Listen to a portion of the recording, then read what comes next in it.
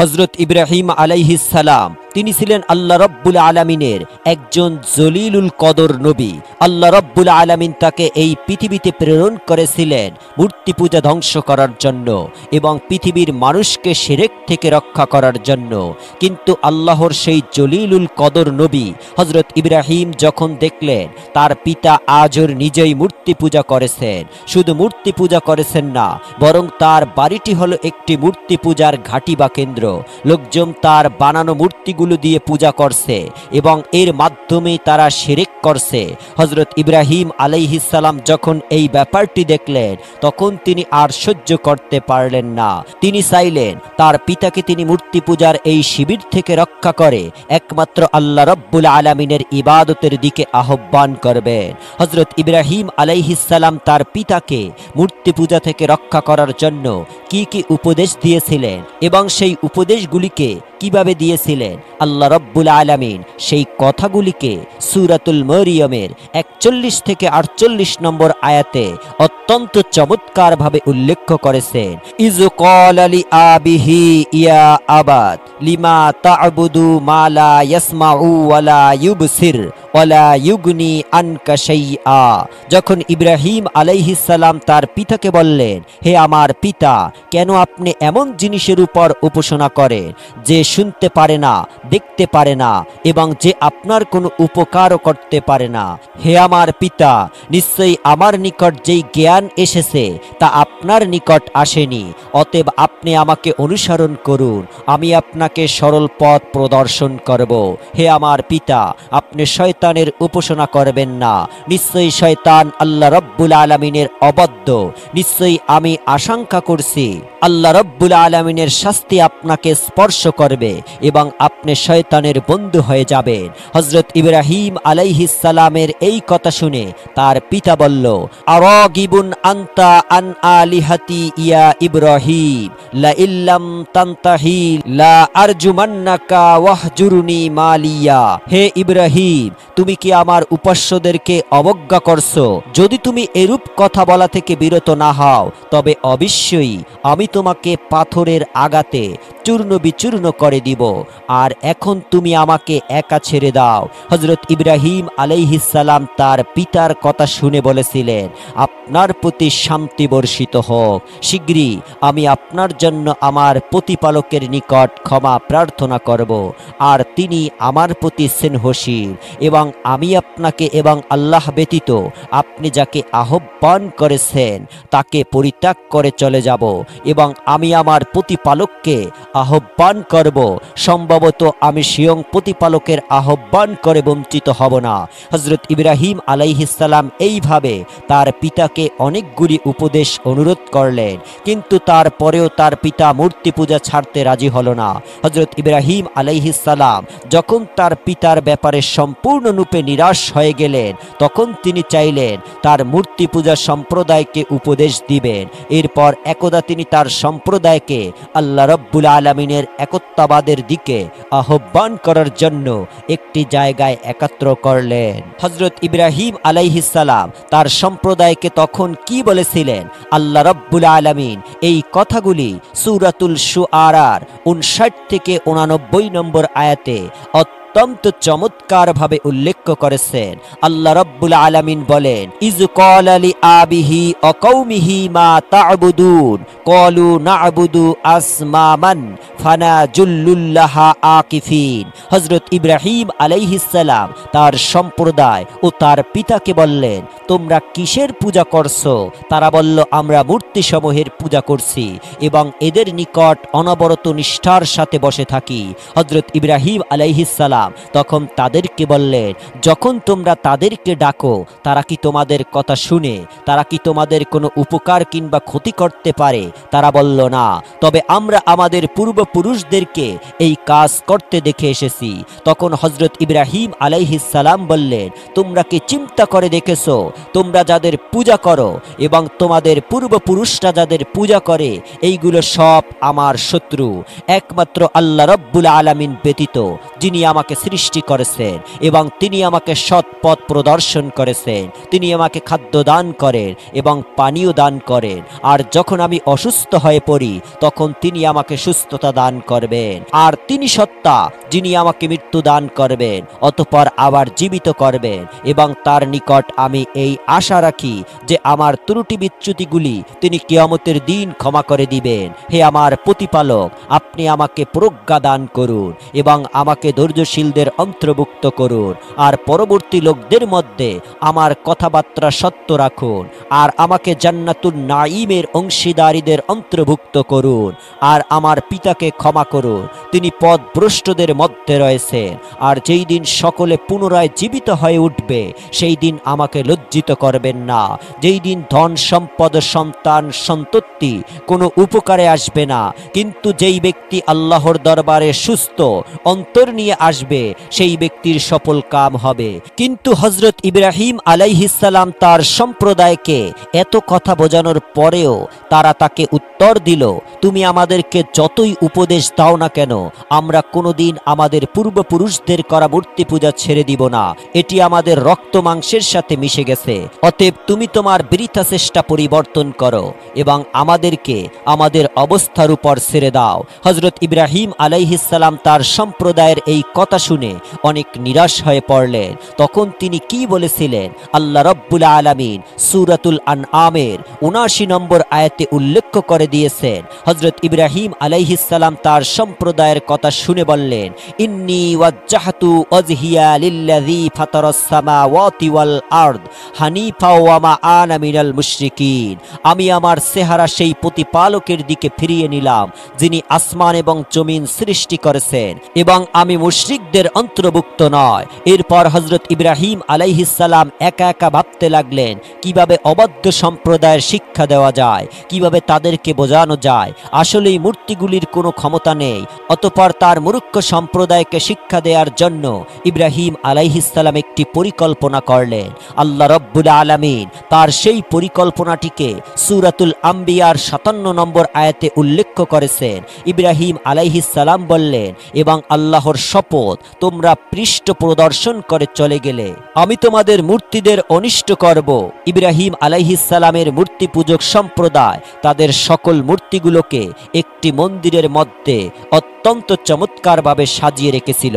ইব্রাহিম আলাইহিস সালাম পরিকল্পনা করলেন, কোনোদিন যদি আমি সুযোগ পাই তাহলে মূর্তিগুলোকে ভেঙে চূর্ণ বিচূর্ণ করে দিব। কিন্তু অনেক দিন ধরে তিনি সেই সুযোগ পাচ্ছেন না। অতঃপর আল্লাহ রাব্বুল আলামিন তাকে সেই সুযোগ দান করলেন। ঘটনাটি ছিল এইরূপ যে সেই যুগে হযরত ইব্রাহিম আলাইহিস সালামের সম্প্রদায় একটি মেলায় যেত। সেই মেলাটি বছরে একবার বসত। ইব্রাহিম আলাইহিস সালামের সম্প্রদায় অত্যন্ত আগ্রহের সাথে সেই মেলায় গিয়ে উপস্থিত হতো। যখন মেলার সময় চলে আসলো তখন ইব্রাহিম আলাইহিস সালামের সম্প্রদায় তার কাছে এসে বলল, হে ইব্রাহিম, চলো, তুমিও আমাদের সাথে মেলায় যাবে। তাদের প্রশ্নের জবাবে হযরত ইব্রাহিম আলাইহিস সালাম কি উত্তর দিয়েছিলেন আল্লাহ রাব্বুল আলামিন সূরা সাফফাতের ৮৮ থেকে ৮৯ নম্বর আয়াতে চমৎকারভাবে তা উল্লেখ করেছেন। আল্লাহ রাব্বুল আলামিন বলেন, অতঃপর ইব্রাহিম আলাইহিস সালাম তারকাপুঞ্জির দিকে দৃষ্টি নিক্ষেপ করলেন এবং তিনি বললেন, আমি অসুস্থ। যখন তিনি তার সম্প্রদায়ের কাছে অসুস্থতার কথা বললেন তখন তার সম্প্রদায় তার কাছ থেকে চলে গেলেন। প্রিয় দর্শক, অনেকের মনে হতে পারে হযরত ইব্রাহিম আলাইহিস সালাম তাদের কাছে মিথ্যা কথা বলেছেন, কিন্তু গভীর দৃষ্টিতে তাকালে ইব্রাহিম আলাইহিস সালামের এই কথাটি মিথ্যা ছিল না। কেননা বাস্তবে কি তার সম্প্রদায়ের এই করুণ অবস্থা দেখে তিনি মানসিকভাবে অত্যন্ত অসুস্থ ছিলেন। আর সেই মানসিক অসুস্থতার কথা ইব্রাহিম আলাইহিস সালাম তার সম্প্রদায়ের কাছে ব্যক্ত করেছিলেন। অতঃপর যখন তার সম্প্রদায়ের লোকেরা সকলেই মেলায় চলে গেল, হযরত ইব্রাহিম আলাইহিস সালাম তার হাতে একটি কুঠার নিয়ে সেই মন্দিরে প্রবেশ করলেন। মন্দিরে প্রবেশ করে তিনি দেখতে পেলেন অসংখ্য মূর্তি সাজানো রয়েছে, আর সেই মূর্তিগুলোর সামনে রাখা আছে হরেক রকমের খাবার। মন্দিরে প্রবেশ করে হযরত ইব্রাহিম আলাইহিস সালাম মূর্তিগুলোকে কি বলেছিলেন আল্লাহ রাব্বুল আলামিন সেই কথাগুলিকে সূরাতুস সাফফাতের ৯১ থেকে ৯৩ নম্বর আয়াতে অত্যন্ত চমৎকারভাবে উল্লেখ করেছেন। আল্লাহ রব্বুল আলামিন বলেন, অতঃপর হযরত ইব্রাহিম আলাইহিস সালাম বললেন, তোমরা খাচ্ছ না কেন? তোমাদের কি হলো? তোমরা কথা বলছো না কেন? অর্থাৎ আল্লাহ রব্বুল আলামিন বুঝাতে চেয়েছেন, যখন হযরত ইব্রাহিম আলাইহিস সালাম দেখলেন মূর্তিগুলোর সামনে অনেকগুলো খাবার রাখা আছে, তিনি মূর্তিগুলোকে ব্যঙ্গ করে বললেন, ও হে মূর্তিরা, আমি তো শুনেছি তোমরা নাকি জীবিত মূর্তি, তাহলে তোমাদের সামনে এতগুলো সুন্দর সুন্দর খাবার রাখা আছে, তোমরা সুন্দর খাবারগুলিকে খাচ্ছ না কেন? তোমাদের সামনে রাখা খাবারগুলি খাও, এইগুলি তো নষ্ট হয়ে যাচ্ছে। আরে তোমরা নাড়াচাড়া করছো না কেন? আমি যে এতগুলো কথা তোমাদেরকে বলছি, তোমরা কথাগুলোর উত্তর দিচ্ছ না কেন? হযরত ইব্রাহিম আলাইহিস সালাম ভালো করে জানতেন এই মূর্তিগুলোর কোনো প্রাণ নেই এবং তাদের কথা বলার কোনো ক্ষমতা নেই, কিন্তু তিনি তাদের অসারতার প্রমাণ করার জন্য তাদের সামনে কথাগুলি বলেছিলেন। হযরত ইব্রাহিম আলাইহিস সালাম যখন দেখলেন মূর্তিগুলো খাবার খাচ্ছে না এবং তার কথার কোনো উত্তর দিচ্ছে না, তখন তিনি বললেন, ও আচ্ছা, তাহলে তোমরা আমার কথার কোনো উত্তর দিবে না, তবে এবার জেনে রাখো আমি তোমাদের সকলকে চূর্ণ বিচূর্ণ করে দিব। আর আমি শুনেছি তোমরা নাকি মানুষকে বিপদ আপদ থেকে রক্ষা করো, কিন্তু হে মূর্তিগুলি, তোমরা জেনে রাখো কিছুক্ষণের মধ্যেই তোমাদের উপর নেমে আসবে এক মহাবিপদ। তোমাদের যদি ক্ষমতা থাকে তাহলে আমার হাত থেকে নিজেদেরকে রক্ষা করে দেখাও। অতঃপর হযরত ইব্রাহিম আলাইহিস সালাম সকল মূর্তিগুলোকে ভেঙে চুরে চূর্ণ করে দিলেন। এরপর তিনি তার হাতের কুঠারটিকে বড় মূর্তিটির ঘাড়ে লটকিয়ে রাখলেন। অতঃপর তিনি সেই মূর্তির ঘর থেকে বিদায় গ্রহণ করলেন। আল্লাহ রব্বুল আলামিন হযরত ইব্রাহিম আলাইহিস সালামের এই কাজটিকে সূরাতুল আম্বিয়ার 58 নম্বর আয়াতে উল্লেখ করেছেন। অতঃপর তিনি মূর্তিগুলোকে চূর্ণ বিচূর্ণ করে দিলেন, তবে বড় মূর্তিটিকে ছাড়া, যাতে তার সম্প্রদায়ের লোকেরা তার কাছে প্রত্যাবর্তন করতে পারে। ইব্রাহিম আলাইহিস সালামের সম্প্রদায়ের লোকেরা যখন মেলা থেকে ফিরে এসে তাদের মূর্তি ঘরে প্রবেশ করল, তখন তারা তাদের মূর্তিগুলোর অবস্থা দেখে কিং কর্তব্য বিমূঢ় হয়ে গেলেন। রাগে সে কি করবে ভেবে পাচ্ছিল না। আজ রাতে ইব্রাহিম আলাইহিস সালামের সম্প্রদায়ের তখনকার অবস্থানটি আল্লাহ রব্বুল আলামিন সূরাতুল আম্বিয়া 59 থেকে 67 নম্বর আয়াতে অত্যন্ত চমৎকারভাবে উল্লেখ করেছেন। আল্লাহ রব্বুল আলামিন বলেন, মূর্তিগুলির অবস্থা দেখে তারা বলল, আমাদের দেবতাগুলির প্রতি এইরূপ ব্যবহার কে করল? সে নিশ্চয়ই অত্যাচারীদের অন্তর্ভুক্ত। কতিপয় লোক বলল, আমরা একজনকে তাদের ব্যাপারে বিরূপ মন্তব্য করতে শুনেছি, আর তাকে ইব্রাহিম বলা হয়ে থাকে। তখন তারা বলল, অতএব তাকে জনসম্মুখে উপস্থিত করা হবে, যেন তারা সাক্ষ্য প্রদান করতে পারে। এরপর হযরত ইব্রাহিম আলাইহিস সালামকে সেখানে ডেকে নিয়ে আসা হলো। ইব্রাহিম আলাইহিস সালাম তাদের কাছে আসার পরে তারা তাকে জিজ্ঞেস করল, হে ইব্রাহিম, তুমি কি আমাদের ইলাহাদের সাথে এরূপ আচরণ করেছো? হযরত ইব্রাহিম আলাইহিস সালাম বললেন, এটা তাদের বড় মূর্তিটা করেছে, তোমরা তাদের কাছে জিজ্ঞেস করে দেখো যদি তারা কথা বলতে পারে। হযরত ইব্রাহিম আলাইহিস সালামের এই কথা শুনে তার সম্প্রদায়ের লোকেরা একেবারে লাঞ্ছিত হয়ে গেল। তখন তারা তাদের মাথা নিচু করে বলল, হে ইব্রাহিম, তুমি ভালো করেই জানো যে এরা কথা বলতে পারে না। তখন হযরত ইব্রাহিম আলাইহিস সালাম বললেন, তবে কি তোমরা আল্লাহর পরিবর্তে উহাদের উপাসনা করছো, যারা তোমাদের কোনো লাভ বা ক্ষতি সাধন করতে সক্ষমতা রাখে না, এবং আল্লাহর পরিবর্তে তোমরা যাদের উপাসনা করছো তাদেরকে তবুও কি তোমরা উপলব্ধি করছো না? কিন্তু আল্লাহ রব্বুল আলামিন হযরত ইব্রাহিম আলাইহিস সালামের সম্প্রদায়ের ভাগ্যে হেদায়েত লিখে রাখেননি। তাদেরকে এত করে উপদেশ দেওয়ার পরেও এবং চক্ষুষ প্রমাণ দেখানোর পরেও তারা হেদায়েতের পথে ফিরে আসলো না, বরং তারা হযরত ইব্রাহিম আলাইহিস সালামের ব্যাপারে উল্টো অ্যাকশন নেওয়ার চিন্তা ভাবনা করতে লাগলো। তাই তারা মূর্তি ভাঙ্গার এই ব্যাপারটিকে নমরুদের কাছ পর্যন্ত পৌঁছে দিল। তারা নমরুদের কাছে গিয়ে বলল, বাদশা নামদার, আপনি একটি ঘটনা জেনে অবাক হয়ে যাবেন। আমাদের সম্প্রদায় ইব্রাহিম নামের একজন যুবক থাকে, সে আপনার খোদাইত্ব অস্বীকার করে, বরং আমাদের মূর্তিগুলির সাথে এমন আচরণ করেছে যা শুনলে আপনার রক্ত গরম হয়ে যাবে। আমাদের মন্দিরের রক্ষিত সকল মূর্তিগুলোকে সে ভেঙে চূর্ণ বিচূর্ণ করে দিয়েছে। অতএব আপনি এর একটি ব্যবস্থা গ্রহণ করুন। নমরুদ যখন তাদের কাছ থেকে এই সংবাদটি জানতে পারল, তখন নমরুদ হুকুম দিল, যাও তোমরা তাকে আমার সামনে উপস্থিত করো। আর যথাসময়ে হযরত ইব্রাহিম আলাইহিস সালামকে নমরুদের সামনে উপস্থিত করা হলো। যখন হযরত ইব্রাহিম আলাইহিস সালাম নমরুদের সামনে এসে দাঁড়ালো, তখন নমরুদ তাকে প্রশ্ন করলো, হে যুবক, আমি শুনেছি তুমি নাকি আমাকে খোদা বলে স্বীকার করো না, এবং আমি আরো শুনেছি তুমি নাকি আমাদের মূর্তিদের সাথে অত্যন্ত অশুভচন আচরণ করেছো। আমি কি জানতে পারি তোমার এই ব্যবহারের কারণ কি, এবং তুমি কেন আমাকে খোদা বলে স্বীকার করো না? তখন হযরত ইব্রাহিম আলাইহিস সালাম ব্যর্থ কণ্ঠে উত্তর দিলেন, আমি তোমার মতো একজন সৃষ্টিকে খোদা বলে কোনোদিন অস্বীকার করতে পারি না।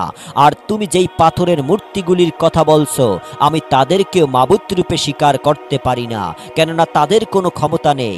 যেই ব্যাপারটি প্রমাণ করার জন্য আমি তোমাদের মূর্তিগুলোকে ভেঙেছিলাম। আমার খোদা একমাত্র এই বিশ্ব চরাচরের সৃষ্টিকর্তা, যিনি তামাম মাখলুকের সৃষ্টিদাতা, যিনি আসমান জমিন গ্রহ তারা চন্দ্র নক্ষত্র সব কিছু সৃষ্টি করেছেন। তিনি সৃষ্টি করেছেন তোমাকে আর আমাকে, যিনি কোনো পিতামাতার থেকে জন্মগ্রহণ করেনি এবং তিনি কাউকে জন্মদান করেননি। আর তুমি তো পিতামাতার থেকে জন্মগ্রহণ করেছো এবং তুমিও সন্তান জন্মদান করেছো। তুমি খাবার গ্রহণ করো, তুমি পানাহার করো, তোমার নিদ্রা ও বিশ্রামের প্রয়োজন হয়। কিন্তু যিনি আমার প্রতিপালক, তিনি কোনোদিন খাবার গ্রহণ করে না, তিনি পানাহার করে না এবং তার নিদ্রা ও বিশ্রামের প্রয়োজন হয় না। হযরত ইব্রাহিম আলাইহিস সালামের এই নির্বিকচিত্তে কথাগুলো শুনে নমরুদের দরবারে সকলেই বিস্ময় হতবাক হয়ে গেল। অতঃপর নমরুদ বলল, আমি ছাড়া যদি তোমাদের অন্য কোনো ইলাহ থাকে, তাহলে তুমি তার এমন কিছু গুণবলী বর্ণনা করো যেইগুলি আমার মাঝে নেই। নমরুদের এই কথা শুনে হযরত ইব্রাহিম আলাইহিস সালাম কি উত্তর দিয়েছিলেন, আল্লাহ রব্বুল আলামিন সূরাতুল বাকারার 258 নম্বর আয়াতে অত্যন্ত চমৎকার ভাবে তা বর্ণনা করেছেন। হযরত ইব্রাহিম আলাইহিস সালাম তখন বলেছিলেন, তিনি আমার প্রতিপালক, যিনি জীবন এবং মৃত্যু দান করেন। নমরুদ ইব্রাহিম আলাইহিস সালামের এই কথা শুনে বললেন, আমিও তো জীবন দান করতে পারি এবং মৃত্যু দান করতে পারি। এই বলে নমরুদ তার একজন নিরপরাধ প্রজাকে ধরে আনতে বলল। অতঃপর সে জল্লাদকে হুকুম দিল, তুমি এই লোকটির গর্দান উড়িয়ে দাও। নমরুদের হুকুমে জল্লাদ সাথে সাথে লোকটির গর্দান উড়িয়ে সেখানে তার প্রাণ সংহার করে ফেলল। এরপর নমরুদ তার কারাগার থেকে একজন ফাঁসির আসামিকে ডেকে নিয়ে আসলো। এরপর তাকে বলল, যাও, তোমাকে আমি মুক্ত করে দিলাম, তুমি আজ থেকে মুক্ত ও স্বাধীন। এই কাজটি করার পরে নমরুদ হযরত ইব্রাহিম আলাইহিস সালামকে বলল, দেখলে ইব্রাহিম, আমি চাইলে কাউকে জীবন দান করতে পারি আর চাইলে কাউকে মৃত্যু দান করতে পারি। অতএব সে বলল, তোমার সেই প্রভুর থেকে আমি কোন দিক থেকে পিছিয়ে? নমরুদের এই কর্মকাণ্ড দেখে হযরত ইব্রাহিম আলাইহিস সালাম বুঝতে পারলেন, এই ব্যক্তির সে নির্বোধ ও মূর্খ এই পৃথিবীর জমিনে আর কেউই নেই। প্রকৃতপক্ষে সে বুঝতে পারেনি জীবন এবং মৃত্যুর হাকিকাত কি। তাই হযরত ইব্রাহিম আলাইহিস সালাম তার সাথে এই বিষয়টি নিয়ে তর্ক না করে অন্য একটি যুক্তি তার সামনে উপস্থাপন করলেন। আল্লাহর নবী হযরত ইব্রাহিম আলাইহিস সালাম বললেন, আমার প্রতিপালক প্রতিনিয়ত সূর্যকে পশ্চিম দিক থেকে উদিত করে। তুমি যদি পারো, যদি তোমার শক্তি থাকে, তাহলে তুমি সেই সূর্যকে পূর্ব দিক থেকে উদিত করে দেখাও। হযরত ইব্রাহিম আলাইহিস সালামের এই কথা শুনে নমরুদের কি অবস্থা হয়েছিল আল্লাহ রব্বুল আলামিন তা বর্ণনা করেছেন এইভাবে। অতঃপর যেই কাফের সে নির্বাক হয়ে গেল। নমরুদের কাছে হযরত ইব্রাহিম আলাইহিস সালামের এই কথার কোনো উত্তর ছিল না। নমরুদ যখন বুঝতে পারল এই যুবকের সাথে বেশি তর্ক বিতর্ক করলে তার খোদাইত্বের দাবি হুমকির মুখে পড়ে যাবে, তখন সে বলল, এই যুবককে কাল কুণ্ডুরিতে বন্দী করে রাখো, আমরা তার ব্যাপারে পরবর্তী পদক্ষেপ নিয়ে আলোচনা করব। নমরুদের হুকুমে হযরত ইব্রাহিম আলাইহিস সালামকে কাল কুণ্ডুরিতে বন্দী করে রাখা হলো। এরপরে নমরুদ তার সভাসদরের সাথে পরামর্শ করতে লাগলো ইব্রাহিম আলাইহিস সালামের ব্যাপারে কি করা যায়, কিভাবে তাকে একটি দৃষ্টান্তমূলক শাস্তি দেওয়া যায়। নমরুদের সভাসদরের মধ্য থেকে একজন বলল, বাদশা নামদার, আমরা তাকে কতল করে ফেলি। কিন্তু এই প্রস্তাবটি নমরুদের কাছে পছন্দনীয় হলো না। অপর একজন বলল, বাদশা নামদার, আমরা তাকে জনসম্মুখে অগ্নিতে প্রচালিত করে হত্যা করি। এর মাধ্যমে সকলে একটি দৃষ্টান্তমূলক শিক্ষা গ্রহণ করবে আর ভবিষ্যতে এইরূপ গুরুতর অপরাধ করার সাহস কেউ করবে না। এই প্রস্তাবটি নমরুদের কাছে অত্যন্ত পছন্দনীয় হলো, তাই সে তার পূর্ণ রাজ্যে ঘোষণা করে দিল, তোমরা অগ্নিকুণ্ড প্রজ্বলিত করার জন্য কাষ্ঠ সংগ্রহ করো। নমরুদের হুকুমে তার রাজ্যের প্রজারা একটি বিশাল খোলা ময়দানে অগ্নিকুণ্ড প্রজ্বলিত করার জন্য কাঠ সংগ্রহ করতে লাগলো। অনেক দিন যাবৎ কাঠ সংগ্রহের কাজ চলতে থাকলো। যখন সেই মাঠে অগ্নিকুণ্ড প্রজ্বলিত করার জন্য পর্যাপ্ত পরিমাণ লাকড়ি একত্রিত হয়ে গেল, তখন নমরুদের হুকুমে সেই কাষ্ঠগুলিতে আগুন পরিচালিত করা হলো, আর সাথে সাথে ধাউ ধাউ করে জ্বলে উঠল আগুন। বর্ণিত আছে সেই আগুনের উত্তাপ এবং সেই আগুনের প্রচলন এতই তীব্র ছিল যে তার 1 মাইল উপর দিয়ে কোনো পাখি উড়ে গেলে সে আগুনের তাপে বিস্মিত হয়ে আগুনে নিক্ষিপ্ত হতো। এরপরে নমরুদের সৈন্যরা হযরত ইব্রাহিম আলাইহিস সালামকে সেই অগ্নিকুণ্ডে নিক্ষেপ করতে চাইল, কিন্তু তার একটি গুরুতর সমস্যার সম্মুখীন হলো, কেননা আগুনের উত্তাপ এতই তীব্র ছিল যেই আগুনের পাশে গিয়ে তারা হযরত ইব্রাহিম আলাইহিস সালামকে নিক্ষেপ করবে তার সুযোগ তারা পাচ্ছিল না। ইবলিস যখন দেখলো তার ছেলেরা একটি মহা বিপদে পড়ে গেছে, সে ভাবতে লাগলো, এদেরকে এখন সাহায্য করাই তো আমার শয়তানি দায়িত্ব।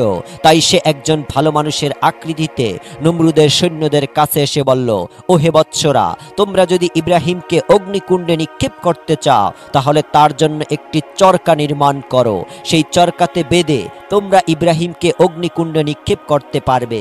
ইবলিসের কথা মতো নমরুদের সৈন্যরা ইব্রাহিম আলাইহিস সালামকে অগ্নিকুণ্ডে নিক্ষেপ করার জন্য একটি চরকা প্রস্তুত করলো। অতঃপর তাকে অগ্নিকুণ্ডে নিক্ষেপ করার জন্য সেই চক্রায় তারা তাকে বাঁধল, এবং যখন তারা ইব্রাহিম আলাইহিস সালাম অগ্নিকুণ্ডে নিক্ষেপ করার মনস্থ করল, আল্লাহর ফেরেশতারা সেই চরকা চেপে ধরল, যাতে অনেক চেষ্টা করেও নমরুদের সৈন্যরা আল্লাহর নবী হযরত ইব্রাহিম আলাইহিস সালামকে যখন আগুনে নিক্ষেপ করতে সক্ষম হচ্ছিল না। ইবলিস যখন দেখল তার চেলারা আরো একটি নতুন বিপদের সম্মুখীন হয়েছে, তখন সে আবার একজন ভালো মানুষের আকৃতিতে তাদের সামনে এসে বলল, ও হে বৎসরা, তোমরা যদি কিয়ামত পর্যন্ত চেষ্টা করো তারপরেও ইব্রাহিমকে অগ্নিকুণ্ডে নিক্ষেপ করতে পারবে না, কেননা আল্লাহর অসংখ্য ফেরেশতা এই চরকা চেপে ধরেছে। এই জন্য তোমরা একটা কাজ করো, 40 জন যুবকের সাথে 40 জন যুবতীর এই স্থানে প্রকাশ্যে জেনার ব্যবস্থা করে দাও, তাহলে দেখবে তোমরা তোমাদের উদ্দেশ্য সফল হয়েছে। ইবলিসের পরামর্শ মোতাবেক সেই স্থানে 40 জন যুবকের সাথে 40 জন যুবতীর জেনা ব্যবস্থা করে দেওয়া হলো। আল্লাহর ফেরেশতারা এই নিলজ্জ দৃশ্য দেখে সেখান থেকে বিদায় গ্রহণ করল। অতঃপর নমরুদের সৈন্যরা হযরত ইব্রাহিম আলাইহিস সালামকে চক্রার মাধ্যমে সেই অগ্নিকুণ্ডে নিক্ষেপ করলেন। অগ্নিকুণ্ডে নিক্ষেপ হওয়ার সাথে সাথেই হযরত জিবরাইল আলাইহিস সালাম আল্লাহর নবী হযরত ইব্রাহিম আলাইহিস সালামের কাছে উপস্থিত হয়ে গেলেন। তিনি আল্লাহর নবী হযরত ইব্রাহিম আলাইহিস সালামের কাছে উপস্থিত হয়ে বললেন, হে আল্লাহর নবী, আপনি শুধু হুকুম করুন, আপনার হুকুম পেলে আমি আমার ডানার আগাতে নিমিষের মধ্যে এই আগুনকে নিবাহিত করে ফেলব। জিবরাইল আলাইহিস সালামের কথা শুনে আল্লাহর নবী হযরত ইব্রাহিম আলাইহিস সালাম বললেন, ও জিবরাইল, আমি তোমার কাছে সাহায্য চাইব কেন? আমি যেই বিপদে পতিত হয়েছি এটা কি আল্লাহ রব্বুল আলামিন দেখছেন না? ও জিবরাইল, যেহেতু আমার আল্লাহ সরাসরি দেখছেন যে তার নবী একটি বিপদে পতিত হয়েছে, তাহলে তিনি আমাকে সরাসরি সাহায্য করবেন। আমি সেই আল্লাহ ছাড়া পৃথিবীর অন্য কোনো মাখলুকের সাহায্য কামনা করি না। আল্লাহ যদি চান যে তিনি আমাকে এই অগ্নি থেকে রক্ষা করবেন, তাহলে তিনি আমাকে রক্ষা করে নিবেন। আর যদি তিনি চান যে ইব্রাহিম এই অগ্নিকুণ্ডের মধ্যে প্রজ্বলিত হয়ে মারা যাবে, তাহলে আমি আল্লাহর চাওয়ার সন্তুষ্ট রয়েছি। হযরত ইব্রাহিম আলাইহিস সালামের এই কথা শুনে জিবরাইল আলাইহিস সালাম তার কাছ থেকে বিদায় গ্রহণ করলেন। অতঃপর আল্লাহ রব্বুল আলামিন আগুনকে নির্দেশ দিয়েছিলেন। সেই ব্যাপারটি সূরাতুল আম্বিয়ার 69 নম্বর আয়াতে অত্যন্ত চমৎকারভাবে উল্লেখ রয়েছে। আল্লাহ রব্বুল আলামিন আগুনকে বললেন, কুলনা ইয়া নারু কুনি বারদাও ওয়া সালামান আলা ইব্রাহিম, হে আগুন, তুমি ইব্রাহিমের জন্য শীতল ও শান্তিদায়ক হয়ে যাও। খবরদার হে আগুন, তুমি যদি আমার খলিলের একটি পশম প্রজ্বলিত করো, তাহলে কিয়ামতের দিন আমার শাস্তি থেকে তোমাকে কেউ রক্ষা করতে পারবে না। আল্লাহ রব্বুল আলামিনের এই নির্দেশ পাওয়ার সঙ্গে সঙ্গেই আগুন হযরত ইব্রাহিম আলাইহিস সালামের জন্য শান্তিদায়ক ও আরামদায়ক হয়ে গেল। দেখা গেল মুহূর্তের মধ্যেই সেই আগুন বেহেশতের একটি সুন্দর বাগিচায় পরিণত হয়ে গেল। আল্লাহর নবী হযরত ইব্রাহিম আলাইহিস সালাম সেই বাগিচার মাঝে বসে বেহেশতের সুখ স্বাচ্ছন্দ্য ভোগ করতে লাগলেন। হযরত ইব্রাহিম আলাইহিস সালাম তার পরবর্তী জীবনে বলেছিলেন, আমি আমার জীবনের সবচাইতে সুখের যেই দিনগুলি কাটিয়েছিলাম সেইগুলি ছিল নমরুদের সেই অগ্নিকুণ্ডের ভিতরে। আমি সেই অগ্নিকুণ্ডে বেহেশতের স্বাদ আস্বাদন করেছিলাম। নমরুদ যখন দেখল হযরত ইব্রাহিম আলাইহিস সালামকে অগ্নি প্রচলিত করলই না, বরং তার জন্য একটি বেহেশতের বাগান পরিণত হয়ে গেল, তখন সে চিন্তা করতে লাগলো, হায় রে, এই ব্যাপারটি যদি সাধারণ মানুষ জানতে পারে তাহলে আমার খোদাই তো হুমকির মুখে পড়ে যাবে। কাজেই নমরুদ তার দায়িত্ব রক্ষার জন্য পরবর্তী পদক্ষেপ কি নেওয়া যায় সেই ব্যাপারে চিন্তা ভাবনা করতে লাগলো। প্রিয় দর্শক, এই ছিল হযরত ইব্রাহিম আলাইহিস সালামকে অগ্নিকুণ্ডে নিক্ষেপ করার কাহিনী। আল্লাহ রাব্বুল আলামিন আমাদেরকে ও জাতির পিতা হযরত ইব্রাহিম আলাইহিস সালামের মতো শক্ত ঈমানের অধিকারী হওয়ার তৌফিক দান করুন। আমিন। আসসালামু আলাইকুম ওয়া রাহমাতুল্লাহ।